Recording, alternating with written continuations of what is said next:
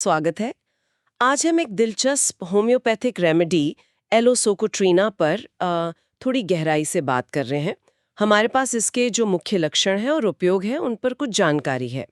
इरादा ये है कि इन स्रोतों से ना सबसे ज़रूरी बातें निकालें, समझें कि भाई ये दवा किन लोगों या किन हालातों में सबसे सही बैठ सकती है।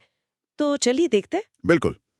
ये लिलिएसी परिवार का पौधा है और इसकी जो एक तस्वीर बनती है ना, वो खास तौर पर उन लोगों की है जो शारीरिक या मानसिक रूप से थका महसूस करते हैं। एक किस्म की सुस्ती, कमजोरी इसकी पहचान है। हाँ, और जो स्रोत हैं वो बताते हैं कि ये उन लोगों के लिए सही है जो थोड़े सुस्त से हों, काम करने का मन ना करे जिनका, खासकर जैसे थोड़ी उम्र वाले लोग, आराम पसंद, और जिनका स्वभाव थोड़ा कफ प्रधान यानी फ्लेग्मेटिक कहते हैं ना, मतलब शांत, धीमे, जी, और मानसिक तौर पर भी एक असंतोष सा रहता है, खुद से या अपनी दिक्कतों से चिढ़, खासकर अगर कब्ज हो तो। सही कहा। शारीरिक स्तर पर देखें तो इसका खास असर म्यूकस मेम्ब्रेन पर है, मतलब शरीर की जो अंदरूनी नम परतें होती हैं, हाँ, जैसे गले या मलाशय से जेली जैसा बलगम निकलना। ये एक लक्षण है। और साथ में कमजोरी बहुत ज्यादा और पसीना भी। सिरदर्द का भी एक पैटर्न है इसमें जो काफी खास है।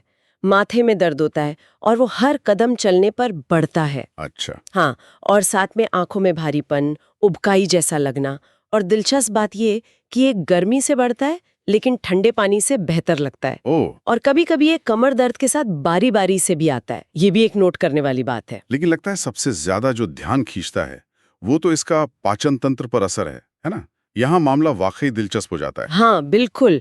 दस्त, डायरिया जिसे कहते हैं, वो इसके सबसे बड़े लक्षणों में से एक है। और इसकी खास बात यह है कि खाने या पीने के फौरन बाद टॉयलेट भागना पड़ता है, एकदम तेजी से। हाँ, सुबह सुबह नींद से उठा देता है। और सबसे जरूरी ऐसा लगता है जैसे गुदा द्वार पर कंट्रोल नहीं है, नियंत्रण खो रहा है। बाप रे। मतलब ये सिर्फ दस्त नहीं है, बल्कि एक तरह की कमजोरी और अर्जेंसी है। और पेट फूलने का भी जिक्र है। स्रोत कहते हैं कि गैस पास करते वक्त भी डर लगता है कि कहीं साथ में मल न निकल जाए। बिल्कुल। और वो गैस भी अक्सर बदबूदार, जलन करने वाली और बहुत ज्यादा होती है। हाँ, ये भी है। और पेट दर्द का भी एक खास पैटर्न मिलता है। पेट के निचले हिस्से में दाईं तरफ काटने वाला दर्द होता है। ये दर्द मल त्याग से ठीक पहले और उसके दौरान बहुत तेज होता है, पर जैसे ही मल त्याग हो गया, दर्द बिल्कुल गायब। अच्छा। और उसके बाद अक्सर बहुत पसीना आता है, कमजोरी लगती है। यहाँ तक कि ये भी लिखा है कि कभी-कभी ठोस मल या बलगम बिना पता चले ही निकल जाता है। ओह, और बवासीर का जो वर्णन है वो भी काफी सटीक है। नीले रंग के मस्से अंगूर के गुच्छों जैसे, है ना? जी हाँ, बिल्कुल। अंगूर के गुच्छे जैसा दिखना और मलाशय में लगातार भारीपन महसूस होना, खून आना, दर्द, जलन। और इस जलन में ठंडे पानी से आराम मिलता है, ये खास है। और खुजली बहुत तेज होती है। हाँ, खुजली और जलन इतनी कि रात को नींद आना मुश्किल हो जाए। सही। त्वचा पर भी एक अजीब सा लक्षण है इसका। हर साल जैसे ही सर्दियां शुरू होती हैं, खुजली होने लगती है। हर साल? हाँ, एक पैटर्न सा बन जाता है। अच्छा, लक्षणों के घटने बढ़ने का भी जिक्र है, मोडालिटीज जिसे कहते हैं। जी। सुबह जल्दी, बैठे रहने से, गर्म मौसम में, खाने पीने के बाद, या फिर खड़े होने या चलने से तकलीफें बढ़ती हैं। और आराम मिलता है ठंडे पानी से, ठंडे मौसम में, या फिर गैस या मल त्याग करने के बाद। हाँ, वो दर्द वाली बात जैसे बताई थी। जी। और आखिर में इसकी तुलना सल्फर से भी की गई है, जी। खासकर पुरानी बीमारियों में जहां पेट में खून का जमाव ज्यादा होता है, जिसे एब्डोमिनल प्लिथोरा कहते हैं।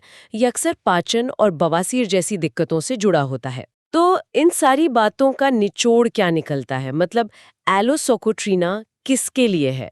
ऐसा लग रहा है कि ये मुख्य रूप से उन लोगों के लिए है जो सुस्त हैं, थके हुए हैं, और जिनमें पाचन तंत्र से जुड़े, खासकर दस्त और बवासीर से जुड़े बहुत ही विशिष्ट और अजीब से लक्षण हैं, जैसे वो खाने के तुरंत बाद दस्त लगना या अंगूर के गुच्छे जैसे मस्से। बिल्कुल सही कहा। ये जो लक्षणों का पैटर्न है ना, जैसे दर्द का मल त्याग के बाद एकदम ठीक हो जाना, ठंडे पानी से आराम मिलना, वो कंट्रोल खोने वाला एहसास, यही इसे समझने की कुंजी है। ये सिर्फ लक्षणों की लिस्ट नहीं है, बल्कि एक पूरी तस्वीर उभरती है। तो चलिए श्रोताओं के लिए एक सवाल छोड़ जाते हैं सोचने को। आज की जो लाइफस्टाइल है जिसमें बैठे रहने का काम ज्यादा है, पाचन की समस्याएं आम हैं, तो क्या ऐसे में इस पुरानी होम्योपैथिक रेमेडी की जरूरत या प्रासंगिकता बढ़ सकती है, या फिर बदलते वक्त के साथ इसके लक्षणों के सामने आने का तरीका भी बदल सकता है? क्या लगता है?